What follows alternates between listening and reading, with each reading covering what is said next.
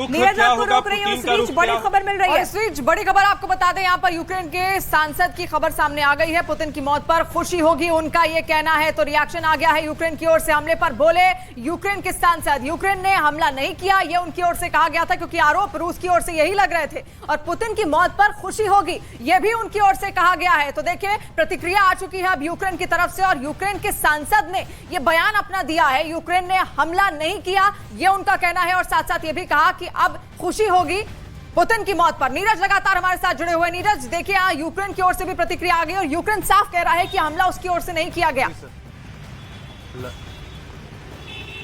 नहीं सर,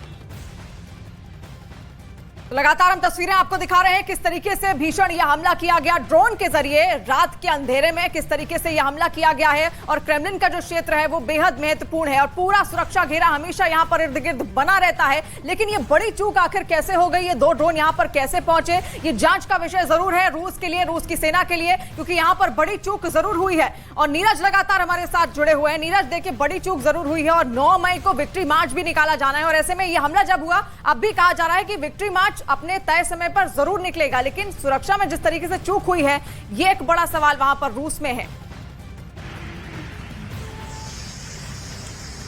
देखिए बिल्कुल 9 मई का परेड है, और उस परेड के से पहले क्या रूस की कोई योजना, अगर ये यूक्रेन की तरफ से ड्रोन हमला नहीं किया गया है तो और बड़ी चूक है कि आखिर कैसे क्रेमलिन तक ये ड्रोन पहुंच गया, या फिर रूस की कोई अलग रणनीति है। क्योंकि युद्ध जब चलता है तो दोनों देशों की तरफ से कई रणनीति बनाई जाती है, कई आरोप प्रत्यारोप का दौर, कई आरोप गलत भी होते हैं, कई आरोप में दम भी नहीं होता। हालांकि ये क्रेमलिन तक ड्रोन पहुंचा है, क्रेमलिन की तरफ से बयान आया है, यूक्रेन पे आरोप लगाया गया। 9 मई की तारीख नजदीक है, युद्ध 1 साल से अधिक बीत गया, और ये भी बार बार कहा जा रहा है कि रूस जो है कहीं न कहीं इस युद्ध में अपने आप को असहज पा रहा है। तो क्या आने वाले वक्त में रूस की कोई रणनीति बड़े हमले करने की है यूक्रेन पर? जहां तक पुतिन का सवाल है तो वेट एंड वॉच कह सकते हैं अगले कुछ घंटों तक। यूक्रेन की तरफ से अब तक बयान क्यों नहीं आया, क्योंकि घंटों बीत गए इस हमले को, और अब तक कोई बयान नहीं आया है क्रेमलिन पर। अगर हमला हुआ है, क्रेमलिन की तरफ से आधिकारिक तौर पे बयान आ गया है कि यूक्रेन इस हमले के पीछे है, राष्ट्रपति पुतिन की हत्या की साजिश के पीछे यूक्रेन है, और अब तक यूक्रेन की तरफ से बयान नहीं। आपने सांसद का जिक्र किया कि अगर पुतिन को कुछ होता है तो उन्हें खुशी होगी। देखिए, सांसद के बयान और राष्ट्रपति जेलेंस्की का आधिकारिक बयान या यूक्रेन की तरफ से आधिकारिक बयान में फर्क है। यूक्रेन के डिफेंस की तरफ से भी कोई बयान आता है कि नहीं, ये देखना महत्वपूर्ण होगा, और उसके बाद पता चलेगा कि आने वाले वक्त में रूस की तरफ से क्या जवाबी कार्रवाई की जाती है, क्या यूक्रेन की दलील को वो मानता है। लेकिन पहले देखना होगा कि यूक्रेन क्या पूरे मसले पर अपना तर्क पेश करता है, वो आरोपों को खारिज करता है या आरोपों को सही बताता है। जी नीरज, यूक्रेन के तर्क का, उसकी प्रतिक्रिया का इंतजार तो यहाँ पर है। हालांकि यूक्रेन के सांसद ने पहले ही कह दिया है कि हमला उनकी ओर से नहीं किया गया, लेकिन ये बात साफ है नीरज कि यहाँ से अब जो लड़ाई होगी, जो जंग होगी, वो अब महायुद्ध में बदल सकती है, और दोनों ही देश शायद अपनी रणनीति अब यहाँ पर बदलते हुए नजर आएंगे। और नीरज, आपसे एक सवाल और भी कि पुतिन जिस तरह के रुख के लिए जाने जाते हैं, जिस तरह के आक्रामक रवैये के लिए जाने जाते हैं, क्या वो इसके बाद हम ये मान के चले कि यूक्रेन के साथ रूस की जो जंग जारी है अब वो महायुद्ध में बदल जाएगी, उसमें कोई वक्त नहीं लगेगा, या फिर पुतिन रुकेंगे? देखिए, इस तरह के हमले अगर सही हैं और रूस इस बात को अगर यूक्रेन की तरफ से चाहे कोई दलील दी जाए, अगर रूस ये बात नहीं मानता, ये यूक्रेन की बात को स्वीकार नहीं करता, यूक्रेन की तरफ से जो दलील दी जाएगी, जो दावा किया जाएगा, अगर उसे स्वीकार नहीं करता है, तो ये ऐसे हमले ट्रिगर पॉइंट होते हैं जो दो देशों का युद्ध है उससे महायुद्ध में तब्दील होने में।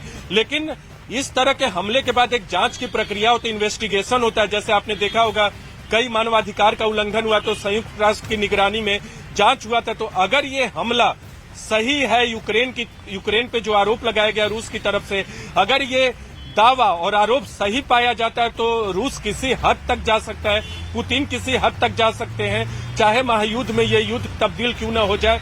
क्योंकि रूस की तरफ से भले ही कई देश जो है पूरा खुलकर स्टैंड भले ही न लिए हों, यूक्रेन की तरफ से पश्चिमी देशों ने अपना स्टैंड खुल कर लिया है, उन्हें उसे हथियारों की सप्लाई कर रहे हैं, लेकिन अमेरिका और बाकी पश्चिमी देशों की तरफ से ये माना जाता है कि रूस की तरफ चीन है। तो आने वाले वक्त में ये यहाँ पर युद्ध रूस का तो ये कहना है कि आतंकी हमला है और ये यूक्रेन की तरफ से ही कराया गया है, लेकिन हमने देखा है जब युद्ध की शुरुआत हुई थी तो लुहांस्क और डोनेस्क में किस तरीके से फॉल्स फ्लैग ऑपरेशन भी रूस की तरफ से किया गया था। तो क्या ये फॉल्स फ्लैग ऑपरेशन या फिर एक अलग तरीके की रणनीति रूस की हो सकती है?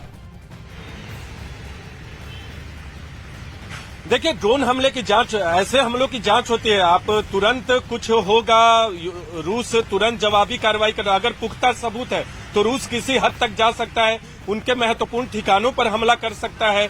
लेकिन क्या रूस संयुक्त राष्ट्र या दुनिया के बाकी देशों को विश्वास में लिए बिना ऐसा करेगा? क्योंकि जब आप युद्ध को महायुद्ध में तब्दील करते, कोई बड़ा हमला करते हैं, तो आपको बाकी दुनिया के देशों का, खासकर वैसे देश जो अब तक आपके खिलाफ नहीं गए, चाहे चीन हो, भारत हो या ब्राजील हो, दक्षिणी अफ्रीका हो, अफ्रीका के ज्यादातर देश हो, पश्चिमी देशों को अगर छोड़ दे तो बाकी देशों को आपको विश्वास में लेना होगा। अगर आप कोई बड़ा हमला कर देते हैं, न्यूक्लियर अटैक कर देते हैं, जिसकी बात बार बार राष्ट्रपति पुतिन ने की है, रूस ने किया, अगर आप न्यूक्लियर हमला कर देते हैं तो बाद में दुनिया के सामने आपको बताना होगा कि उस हमले के पीछे आपका लॉजिक सही था। अगर आपने बिना लॉजिक के ऐसा हमला कर देते हैं तो दुनिया के सामने आप बेनकाब होंगे, पुतिन बेनकाब होंगे। और अगर महायुद्ध की श्रेणी में ये युद्ध चला जाता है तो रूस को भी दूसरे देशों का साथ चाहिए होगा, नैतिक तौर पे और खुलकर भी। तो ऐसे में रूस कोई बड़ा हमला करेगा, इसके लिए थोड़ा वेट एंड वॉच करना होगा।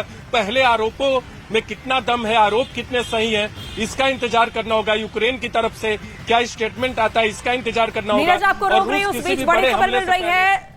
मॉस्को में ड्रोन उड़ाने पर रोक लगा दी गई है, मेयर की तरफ से ये रोक लगाई गई है। मॉस्को में ड्रोन उड़ाने पर रोक, मेयर ने ये रोक लगाई है। जिस तरीके से क्रेमलिन के ऊपर अटैक हुआ है, वहां पर आपको बता दें कि उड़ानों पर भी रोक लगाई गई है और साथ ही साथ ड्रोन पर उड़ाने पर भी रोक लगा दी गई है। मेयर की तरफ से ये आदेश वहां जारी कर दिया गया है। हमले के बाद एहतियातन ये तमाम कदम वहां उठाए जा रहे हैं। तो सुरक्षा घेरे को और ज्यादा सख्त और पुख्ता करने की कोशिश यहां पर रूस की तरफ से, खासतौर पर क्रेमलिन के पूरे इलाके में पहले ही अलर्ट जारी कर दिया गया है। सेना वहां पर पहले से ही अलर्ट है और इस हमले के बाद अब और ज्यादा सख्ती वहां पर बढ़ती जा रही है। अब ड्रोन उड़ाने पर भी रोक लगा दी गई है, वहां के मेयर की ओर से बल्कि इसकी अनाउंसमेंट की गई और ड्रोन लगाने पर रोक फिलहाल लगा दी गई है। और तस्वीर भी हम दिखा रहे हैं कि ये फैसला आखिर क्यों लिया गया है, इसके पीछे की वजह ये तस्वीरें ही हैं। क्रेमलिन पर हमले की ये तस्वीर आप देखिए, बेहद महत्वपूर्ण ये इमारत, बेहद महत्वपूर्ण ये बिल्डिंग, लेकिन उसको किस तरीके से टारगेट किया गया। आखिर इन ड्रोन्स का टारगेट क्या ये बिल्डिंग थी, पुतिन थे, आखिर कौन थे? हालांकि ये जांच का विषय है रूस के लिए, वहां की सेना के लिए, लेकिन आखिर सुरक्षा घेरा और ज्यादा सख्त यहां पर कर दिया गया है। और क्रेमलिन पर 2 ड्रोन से कल रात 2:30 बजे यह अटैक हुआ, जिसके बाद अब और ज्यादा सख्ती वहां पर बढ़ा दी गई है। उड़ानों को भी बाकायदा रद्द कर दिया गया है। और नीरज हमारे साथ लगातार बने हुए हैं। नीरज, आप बात कर रहे थे दूसरे देशों से सहयोग की, देखिए इस बीच बड़ी खबर एक बार फिर से दर्शकों को बता देते हैं। मॉस्को से ये बड़ी खबर निकलकर आ रही है कि मॉस्को के मेयर ने उड़ान पर रोक लगा दी है। ड्रोन उड़ाने पर फिलहाल रोक